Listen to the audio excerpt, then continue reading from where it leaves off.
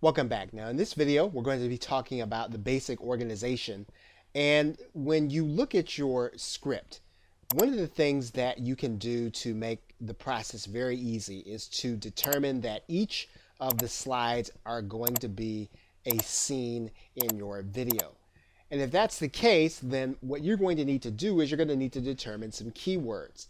And so you want to look at each slide. Like for example, you're seeing here that this slide says whether a company is operating in good or bad economic times.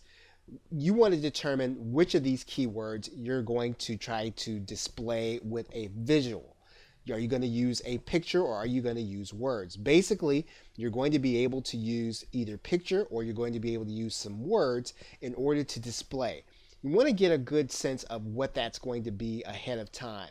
And there's a reason for that, because we're going to determine the style of the video. And then once we do that, we're going to determine whether or not we have the right assets in order to do this.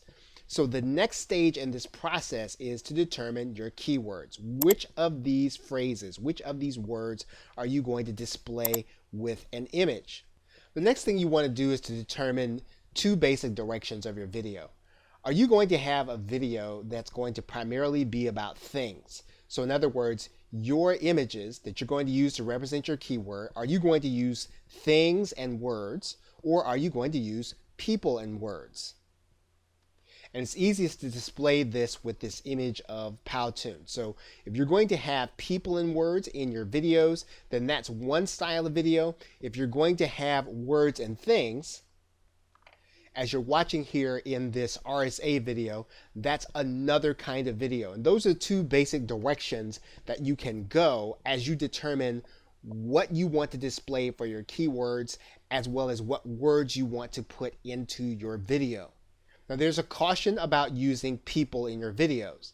If you have a wide and diverse audience, you want to make sure that your images and your people are wide and diverse and that they will reflect what the people who are going to be watching your video will want to see. Depending on your video creation software, that can be easy to do. In some cases, that might be difficult to do. When in doubt, you can always use things in order to substitute for the words you're going to be displaying. If for some reason you have some reservations about how people are going to be reacting to what it is you're going to be displaying. So to recap, go through your script, determine keywords.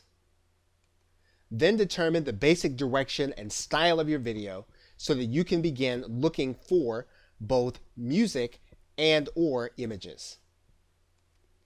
Okay, so with that, thanks, and I will see you in another video.